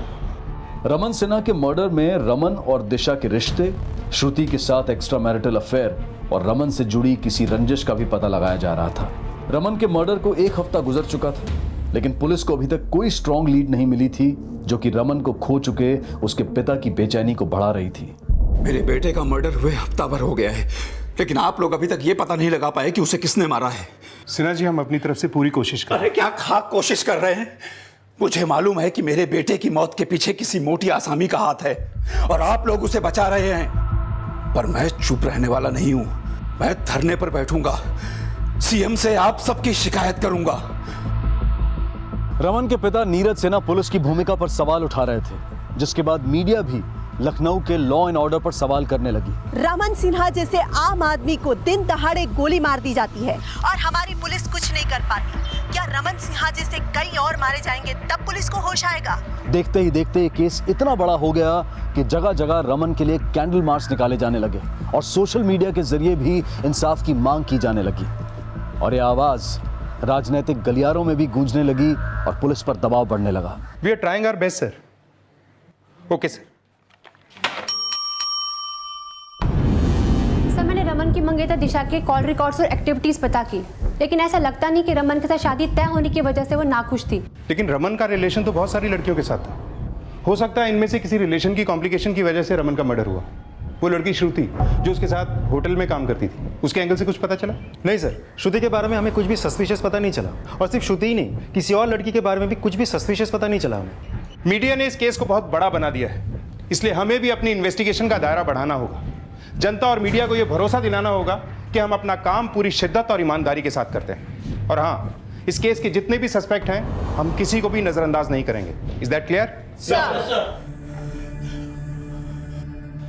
ठीक है पापा, शादी भी कर रहा हूँ, लेकिन शादी के बाद क्या आप अपनी बहू के सामने ड्रिंक करेंगे? नहीं ना? तो इसीलिए प्रॉमिस।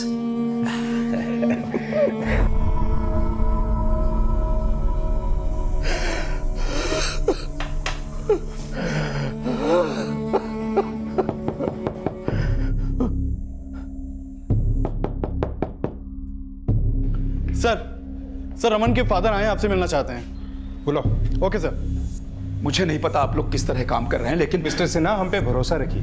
अरे कैसे भरोसा रखें? पहले वो मेरे बेटे का मर्डर कर देता है, उसके बाद खुलेआम मुझे धमकी देता है। धमकी?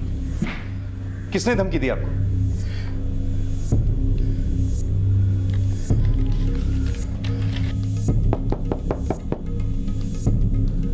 मैंने दरवाजा खोला तो वहां पर कोई नहीं था। ये लेटर पड़ा हुआ मिला। नीरज सिन्हा, अपने बेटे का मर्डर केस वापस ले ले, वरना तेरा भी वही हश्र होगा जैसा तेरे बेटे का हुआ। इस पे तो कोई एड्रेस या पोस्ट ऑफिस की स्टैम्प भी नहीं है। जी, मैं जानना चाहता हूं कि कौन है जिसने मेरे बेटे का मर्डर किया और अब मुझे धमकी दे रहा है। सिन्हा जी, हम पे भरोसा रखिए। ये जो कोई भी है, इस बार हमारे हाथ से बच नहीं पाएगा। इस लेटर पे जो हैंडराइटिंग है, ये हमें उस आदमी का लीड दे सकती है। श्रुति का हस्बैंड, दिशा और रमन के सारे दोस्त, सबकी हैंडराइटिंग को इस लेटर की हैंडराइटिंग से टैली करो।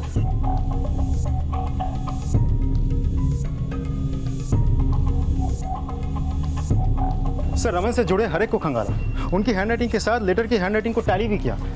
कुछ हाथ नहीं लगा सर। फिर ऐसा कौन हो सकता है जिसने रमन का मर्डर किया और रमन के फादर को लिखकर यह साफ किया कि रमन का मर्डर उसी ने किया है, और उस आदमी की कोई भी लीड हमें नहीं मिल पा रही है। आज 13 दिन बीत चुके हैं, लेकिन पुलिस अब तक उनके हत्यारों का पता लगाने में नाकाम साबित हुई है। जनता सवाल कर रही है, क्या वो ऐसे माहौल में सुरक्षित है? पुलिस को उनका जवाब देना ही पड़ेगा। ये रमन सिन्हा कौन है? आप तो पुलिस में हैं, आपको मालूम है किसने मारा इसको? अरे हमसे क्या पूछ रही हो? हमको तो पुलिस डिपार्टमेंट वालों ने सिक्योरिटी गार्ड बना के छोड़ दिया। 12 घंटे जज साहब के घर के बाहर मक्खी मारते रहता। छोड़ो, ड्यूटी जाना है अभी। टिफिन दो मेरा। Excuse me sir. Hello,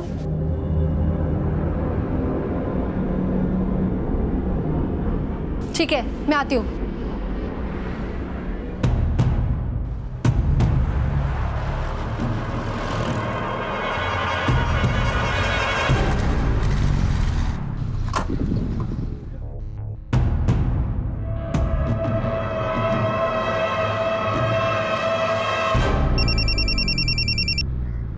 hello, what? Unnao में किस जगह? हरीश, यू टर्न लो, हमें उन्नाव जाना है।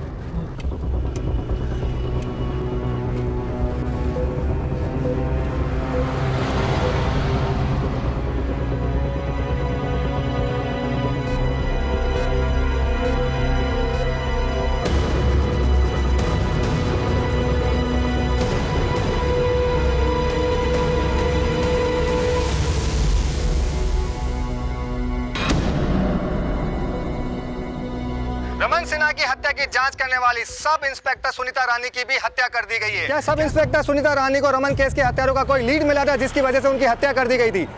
सर सर सर सर एक सवाल, क्या सर सुनीता रानी की हत्या रमन केस के हत्यारों ने की थी? देखिए, फिलहाल हम कुछ नहीं कह सकते, हम हर एंगल से जांच करेंगे। पहले रमन सिन्हा की दिन दहाड़े हत्या और अब रमन सिन्हा मर्डर केस की इन्वेस्टिगेशन टीम की लेडी सब इंस्पेक्टर सुनीता रानी का मर्डर। लेकिन सब इंस्पेक्टर सुनीता रानी की हत्या क्या रमन सिन्हा के कातिलों द्वारा पुलिस को दी गई कोई चेतावनी थी, या फिर इसके पीछे कोई और ही बड़ा मकसद था? पुलिस इन सवालों का जवाब पता लगा ही रही थी कि इसी बीच पुरानी दिल्ली में एक ऐसा धमाका हुआ जिसमें एक बड़ा नरसंहार हुआ।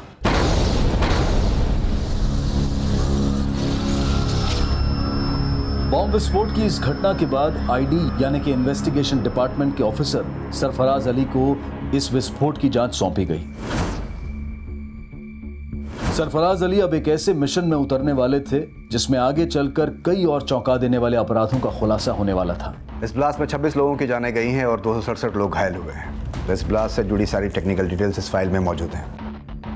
And I know that you are one of the best officers that we have and I want you to crack this blast case as soon as possible. I will do my best sir. जिन लोगों ने ये blast किए और करवाए हैं वो बहुत जल्द हमारी गिरफ्त में होंगे।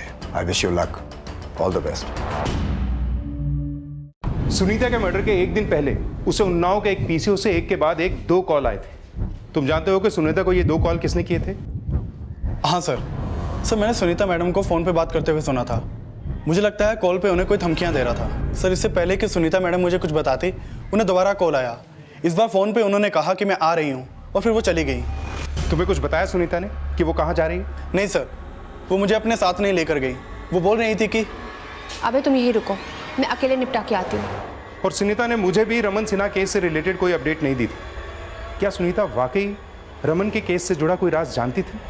अगर हाँ, तो ये थ्रेट कॉल उसी की वजह से आया।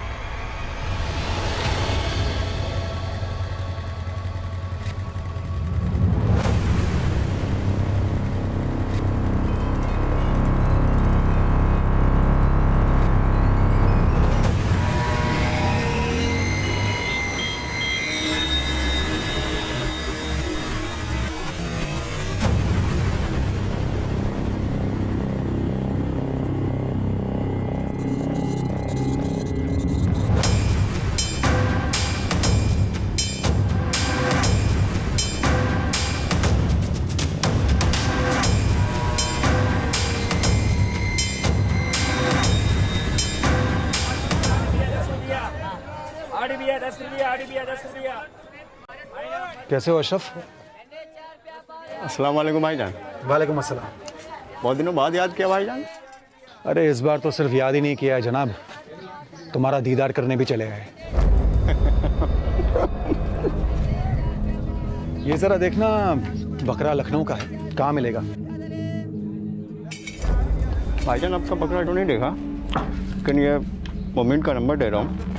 आपको जिस भी चीज़ की जानकारी चाहिए उसकी पूरी खबर है उसके पास, ठीक है? ये लीजिए आपकी दाल।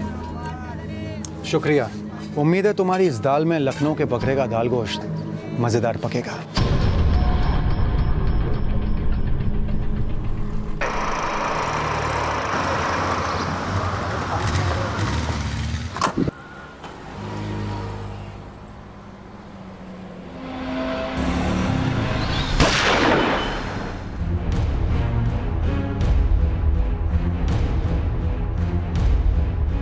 सब इंस्पेक्टर सुनीता रानी के बाद ये दूसरे पुलिसकर्मी के ऊपर जानलेवा हमला लखनऊ में किया गया है। Sub inspector Sunita Rani Raman Sinha murder case investigation में काम कर रही थी, लेकिन नवीन कुमार के ऊपर हुए जानलेवा हमले का क्या राज है? उनकी जान तो बच गई, लेकिन वो अभी कोमा में है। सर, फारिसगंज इलाके में कांस्टेबल नवीन कुमार के ऊपर अटेम्प्ट टू मर्डर केस को हैंडल कर रही पुलिस टीम से मेरी बात हुई। आई विटनेस का कहना है कि गोली चलाने वाले 2 लोग बाइक पे आए और दोनों के दोनों हेलमेट पहने हुए थे। सर, बिल्कुल इसी तरह के शूटर्स ने रमन सिन्हा पे भी गोलियां चलाई थी। सर, कहीं दोनों केसेस में किलर सेम तो नहीं है? लेकिन कांस्टेबल नवीन और रमन सिन्हा के बीच में कोई कनेक्शन हमें तो मिला नहीं। अगर इन दोनों के हमलावर यही 2 लोग हैं तो सुनीता को किसने मारा हो? क्योंकि सुनीता को तो गला घोट कर मारा गया था। सर, इन तीनों केसेस का आपस में कोई कनेक्शन हो या ना हो, लेकिन एसआई अभय की बातों से लगता है कि सुनीता को शायद रमन सिन्हा मर्डर केस के बारे में कोई तो जानकारी थी और इसीलिए उसे थ्रेट कॉल मिली थी। फारिसगंज पुलिस को रमन सिन्हा और सुनीता मर्डर केस की डिटेल्स भेजो। हो सकता है जो डॉट हम नहीं जोड़ पाए, कांस्टेबल नवीन के अटेम्प्ट टू मर्डर के बाद वो डॉट जुड़ जाए। और हाँ, सुनीता के कॉल रिकॉर्ड्स को अच्छे से चेक करो, देखो कि आखिरी दिनों में वो किसके साथ टच में थी, शायद कोई लीड मिले।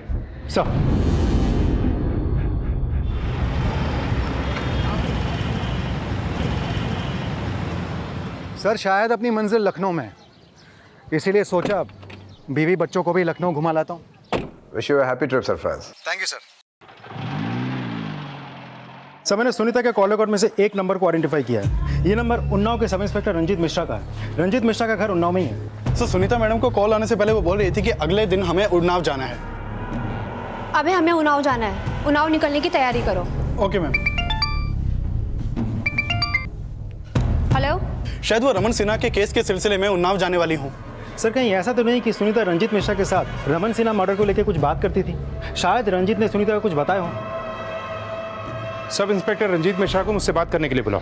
Okay sir. अच्छे से खाओ, बाद में आइसक्रीम भी खाना है। सुनिए, आपने इमरान की होने वाली बीवी की तस्वीर देखी? देखिए कितनी खूबसूरत है। वाकई खूबसूरत है। इमरान बहुत लकी है जो उसे ऐसी लड़की मिली। अच्छा सुनिए, हम इमरान की शादी के लिए गांव तो जा ही रहे हैं ना, तो शादी के बाद कुछ दिन वहीं पे रुक जाते हैं ना। बहुत साल हो गए हम गांव नहीं गए। आइडिया तो अच्छा है, लेकिन शादी के बाद मुझे इमीडिएटली यहाँ लखनऊ आना है किसी काम से। उसके बाद गांव चले जाएंगे, 2-3 दिन वहाँ पे छुट्टी मना लेंगे। अब तो जब देखो तब काम काम ही करते रहते हो। यहाँ पर भी आए तो यहाँ पर भी काम ही है।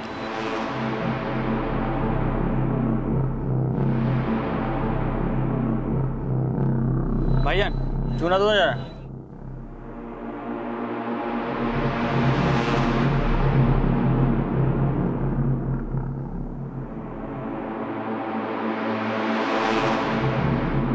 तुम लोग खाओ, मैं 2 मिनट में आता हूँ। अरे कहाँ जा रहे हैं? अभी आए। अभी आए।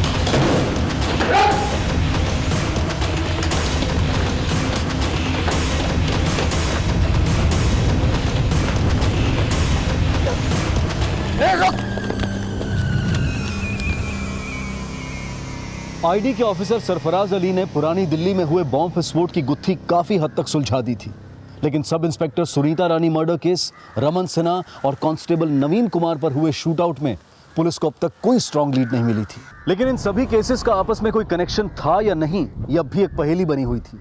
और अब सब इंस्पेक्टर सुनीता रानी के कॉल रिकॉर्ड्स के बेसिस पर लखनऊ पुलिस ने उन्नाव पुलिस के सब इंस्पेक्टर रंजीत सिंह को पूछताछ के लिए बुलाया।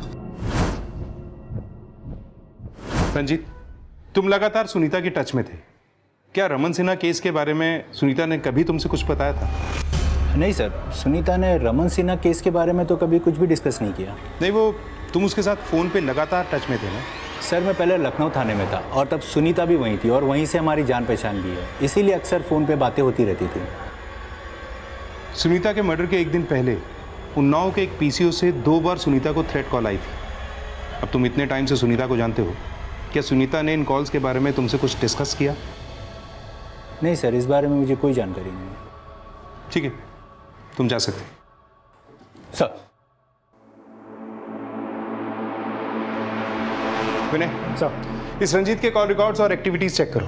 ये जरूर झूठ बोल रहा है। हो सकता है रमन सिन्हा केस के बारे में भी कुछ जानता है, लेकिन सुनीता के मौत के बाद डर से या किसी और वजह से छुपा रहा है। सर।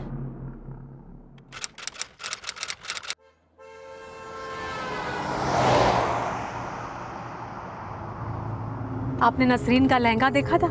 कितना खूबसूरत था ना, पूरे 50,000 का था। यार अब लहंगा 50,000 का हो या लाख रुपए का, लेकिन वहां सबसे ज्यादा खूबसूरत तो तुम ही लग रही थी। अच्छा। अरे बाबा, ये शॉर्टकट है ना, इसीलिए, वरना 15 किलोमीटर घूम के जाना पड़ता। बीच रास्ते में किसने पत्थर लगाए? देखता अब आईडी के होनहार इन्वेस्टिगेटिव ऑफिसर सरफराज अली को दिन दहाड़े उनकी पत्नी समेत गोलियों से भून दिया गया, लेकिन उनको मारने आए शूटर्स का रमन सिन्हा और कांस्टेबल नवीन कुमार पर हुए हमले से क्या कोई कनेक्शन था? और सब इंस्पेक्टर सुनीता रानी क्या राज जानती थी? उसकी हत्या क्यों हुई, यह अब भी एक रहस्य बना हुआ था। अब सरफराज अली की हत्या के बाद आईडी तुरंत हरकत में आ गई और आईडी ऑफिसर निशान झा को इस केस की अगुवाई सौंपी गई।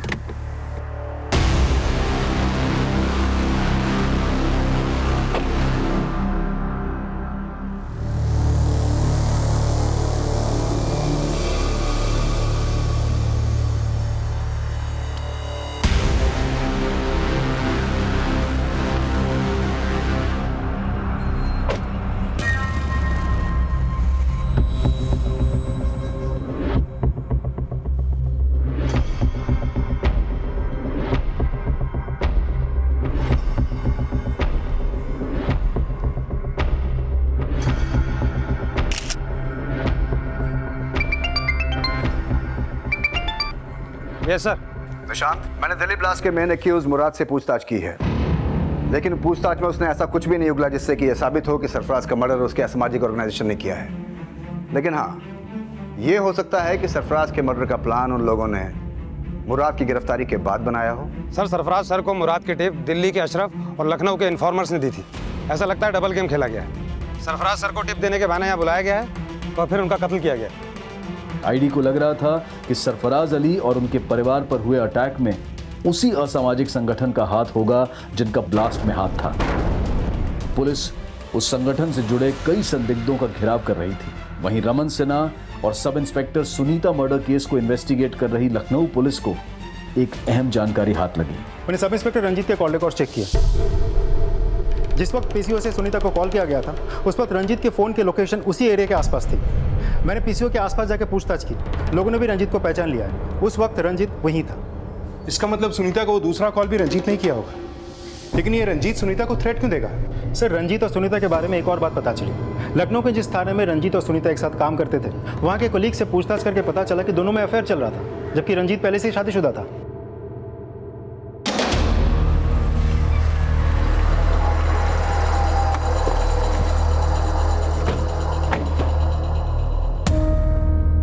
सरफराज आपके बेटे की शादी अटेंड करने आए थे, पर रात को रुके नहीं।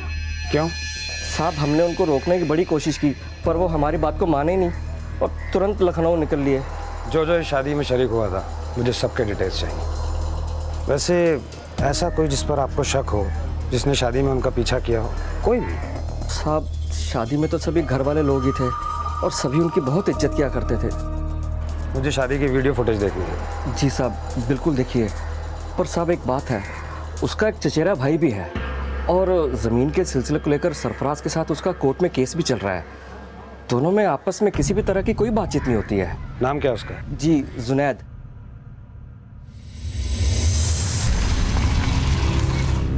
हमारा नाम ही जुनैद है सर। आप लोग बेकार ही हम पर शक कर रहे हैं सर। माना कि सरफराज भाई के साथ हमारा ज़मीन को लेकर झगड़ा चल रहा था, लेकिन सर यकीन मानिए हम उन्हें मारने के बारे में सोच भी नहीं सकते थे। वो इतने पावरफुल आदमी थे कि उनको मारने के बारे में सोचकर ही हम डर जाए सर।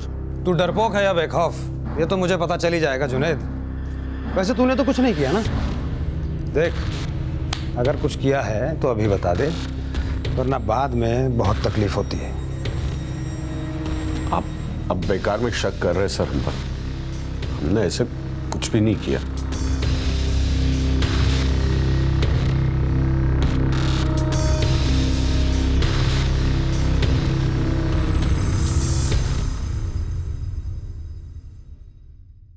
रंजीत, हमें शक ही नहीं बल्कि पूरा यकीन है कि सब इंस्पेक्टर सुनीता का मर्डर तुमने किया है। देखो, तुम खुद एक पुलिस वाले हो और अच्छी तरह से जानते हो कि सच उगलवाने के हमारे पास क्या क्या तरीके, और मैं नहीं चाहता कि वो सारे तरीके मैं हाँ, मैंने सुनीता का मर्डर किया है। वो रोज़ाना मुझसे मिलने की कोशिश करती रहती थी। मुझसे कहती थी कि अपनी बीवी को डिवोर्स दे दो, मुझसे शादी कर लो। मैं नहीं करना चाहता था उससे शादी। मैंने उसे अवॉइड करने की भी बहुत कोशिश की, लेकिन वो हर रोज़ मुझसे मिलने की कोशिश करती रहती थी। सर, मैंने उसे रिक्वेस्ट की कि मुझे भूल जाए, लेकिन वो मेरी नहीं मानी। उसने मेरी वाइफ को हमारे रिलेशन के बारे में सब कुछ बता देने की धमकी दी। तभी मैंने फैसला किया। मैंने उसे पीसीओ बूथ से कॉल किया और बोला, अगर तुमने मेरी वाइफ को कुछ भी कहा ना सुनीता, तो अच्छा नहीं होगा। तुम मुझे धमका रहे हो? देखो, तुम्हारी बातों से मैं डरने वाली नहीं हूँ, ना ही पीछे हटने वाली हूँ। सर, उसने मेरा फोन कट किया तो मैंने उसे दोबारा फोन किया। हेलो? देखो सुनीता, मैं तुम्हें धमकी नहीं दे रहा हूँ। प्लीज, क्या हम मिलकर फिर से बात कर सकते हैं? तुम यहाँ आ जाओ, उसके बाद मैं तुम्हें घर छोड़ दूंगा। ठीक है? ठीक है, मैं आती हूँ। सुनीता का मर्डर तुमने क्यों किया ये तो तुमने बता दिया। अब ये बताओ कि रमन सिन्हा को क्यों मारा? मैंने नहीं मारा रमन सिन्हा को। इनफैक्ट मैं तो उससे जानता भी नहीं। तो सुनीता क्या रमन सिन्हा के मर्डर के केस के बारे में तुमसे कुछ डिस्कस कर रही थी? नहीं सर, हमारी ऐसी कोई बात नहीं हुई। अगर सुनीता और सब इंस्पेक्टर रंजीत में कुछ डिस्कस नहीं हुआ था तो एएसआई अभय को वो ऐसा क्यों कह रही थी? अभय, हमें उन्नाव जाना है। उन्नाव निकलने की तैयारी करो। Okay ma'am.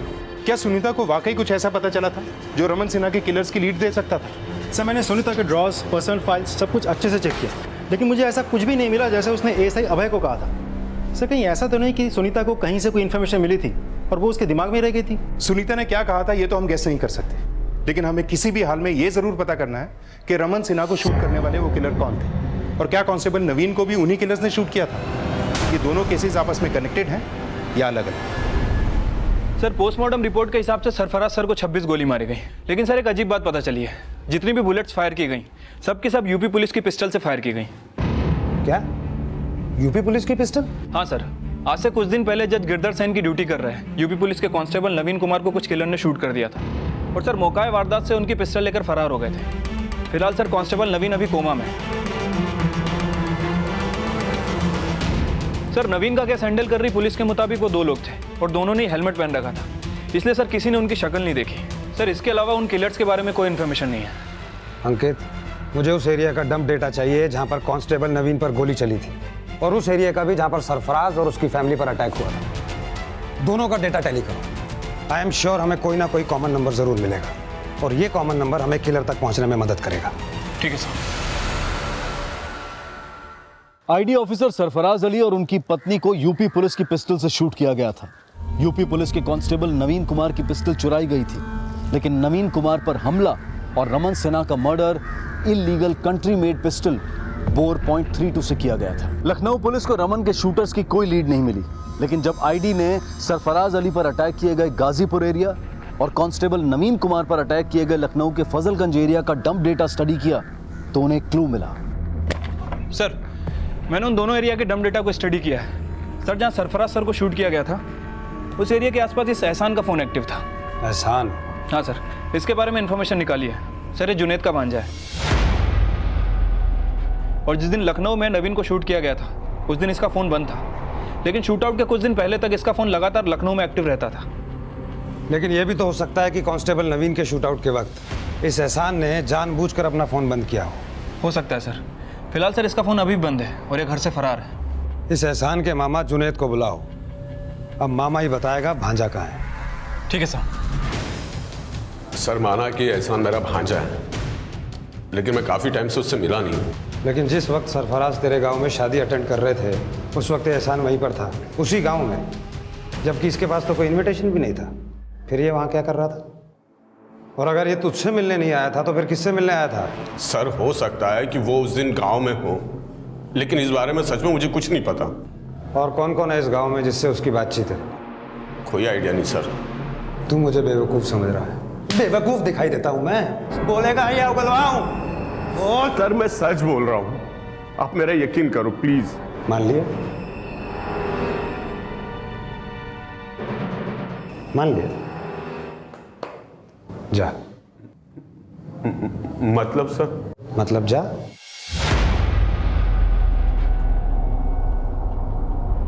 जा जा।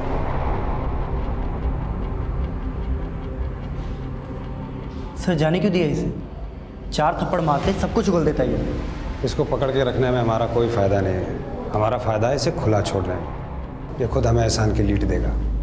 इसकी एक एक एक्टिविटी पे नज़र रखना, और उस एहसान का लुकआउट नोटिस जारी करो। मुझे यूपी के एक एक अखबार में उसकी खबर चाहिए, फ़ोटो के साथ। शायद हमें उसकी कोई लीड मिल जाए। जी सर।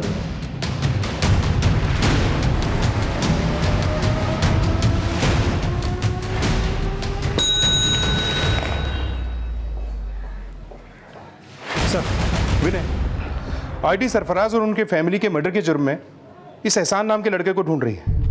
पता करो कि रमन सिन्हा और कांस्टेबल नवीन के मर्डर के साथ इसका कोई कनेक्शन है क्या? Okay sir.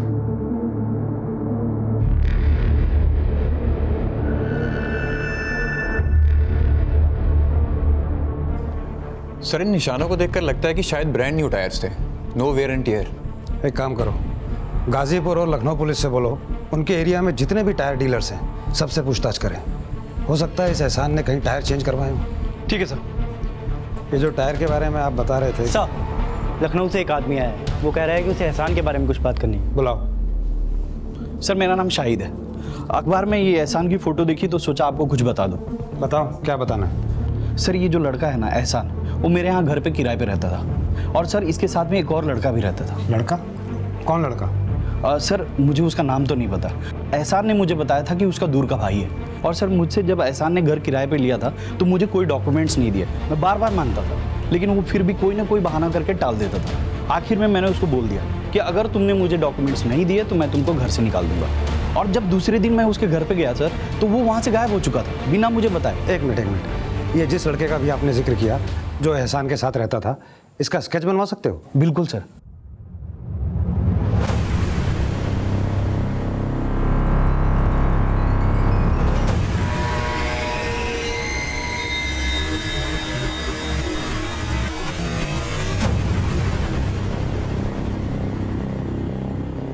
ये स्केच हर पुलिस स्टेशन में सर्कुलेट करो और पता करने की कोशिश करो कौन हो सकता है।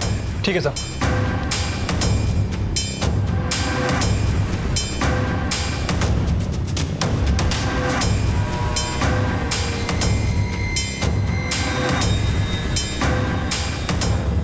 सर ये लड़का जो किराए के घर में एहसान के साथ रहता था सर, इसका नाम कौशर है, हिस्ट्री शीटर है सर। यूपी के बहुत सारे पुलिस स्टेशन में इसके खिलाफ मर्डर और अटेम्प्ट टू मर्डर के लगभग 8 से 10 मामले दर्ज हैं। फिलहाल फरार है सर। और पता चला है कि एहसान भी इसी की गैंग का आदमी है। इसके हर क्राइम एक्टिविटीज़ में एहसान कहाँ थे। इसका मतलब ये एहसान और ये सर 2 दिन पहले जुनैद ने ग्रेटर नोएडा में किसी को कॉल किया था सर। पता चला है कि वहाँ पर जुनैद की बहन भी रहती है।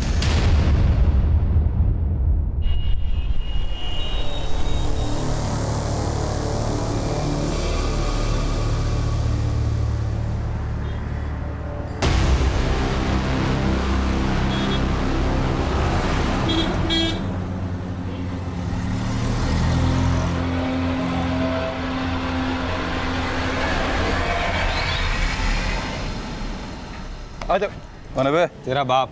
हेलमेट उतार। उतार हेलमेट।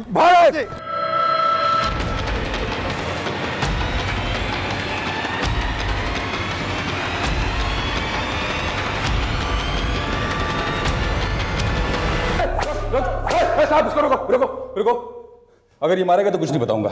कोई नहीं मारेगा, बोल। सरफराज सर और उनकी फैमिली का मर्डर तूने किया है ना? हाँ, मैंने और एहसान ने ही सरफराज उसकी फैमिली को मारा है। और ये मर्डर तूने जुनैद के कहने पर किया है? हाँ, मैंने ये मर्डर जुनैद और एहसान के कहने पे किया। सर सरफराज को मालूम चल गया था कि मैं जुनैद और एहसान की मदद कर रहा हूँ। पहले मुझे पता नहीं था कि वो आईडी में है, इतना पावरफुल आदमी है। अब मुझे लगा कि वो अगर अपने पे आ गया तो मेरे सारे बुरे कारनामों की चिट्ठी खोल के रख देगा। तभी मैंने सोच लिया था कि उसको मारना है। ऊपर से एहसान और जुनैद भी चाहते थे कि मैं उसको मार दूँ। मैंने उसको दिल्ली में मारने की कोशिश की, फिर लखनऊ में मारने की कोशिश की। उसकी तकदीर अच्छी थी। फिर बाद में मुझे एहसान ने बताया कि वो गाजीपुर में एक शादी अटेंड करने वाला। फिर मैंने पीछा किया, मार दिया। तूने जिस पिस्तौल से गोली चलाई थी वो यूपी पुलिस के कांस्टेबल नवीन की ही थी ना? मुझे लगा सरफराज को मारने के लिए एक गन काफ़ी नहीं है। मैंने हवलदार का 2-3 दिन पीछा किया और फिर मार के मैं गन लेके चला गया। सर इनके पास जो बाइक मिली थी उसकी नंबर प्लेट फेक है। तेरे पास जो बाइक थी वो किसकी है? चुराई है मैंने। कहाँ से? लखनऊ से। हमें सरफराज को मार के भागने के लिए एक लंबी बड़ी बाइक की ज़रूरत थी। मुझे 2 महीने पहले वो बाइक लड़के के पास दिखी।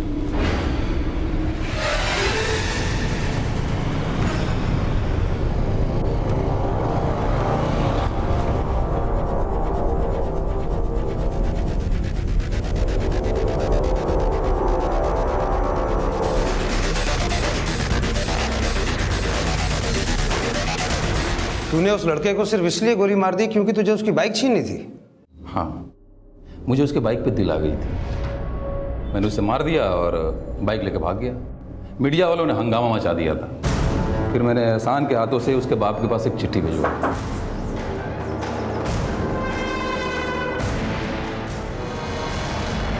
सर ये बाप बेटे दोनों एक जैसे हैं। मैंने लड़के को बोला था रुक जा रुक जा रुक जा, मुझे बाइक चाहिए थी। नहीं रुका, दिमाग खराब हुआ, मार दिया। दिमाग खराब हुआ, मार दिया। जब तक इसका दिमाग ठीक ना हो जाए मारते रहो इसे। हाथ भी लगा।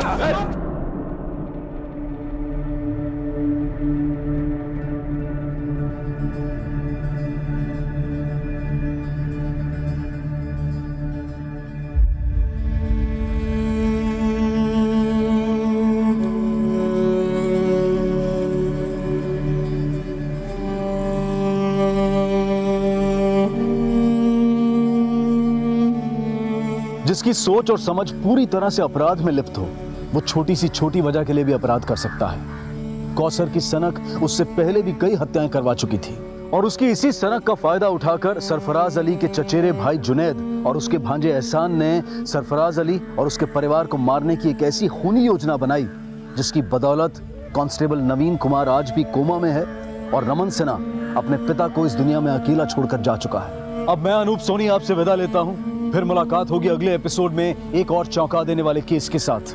तब तक अपना और अपने परिवार का ख्याल रखें और देखते रहें क्राइम पेट्रोल सिटी क्राइम्स। सबक एक को सीख हम सबको। जय हिंद। क्राइम पेट्रोल के और भी दिलचस्प कहानी देखने के लिए हमारे चैनल को सब्सक्राइब करें और बेल आइकॉन दबाना न भूलें।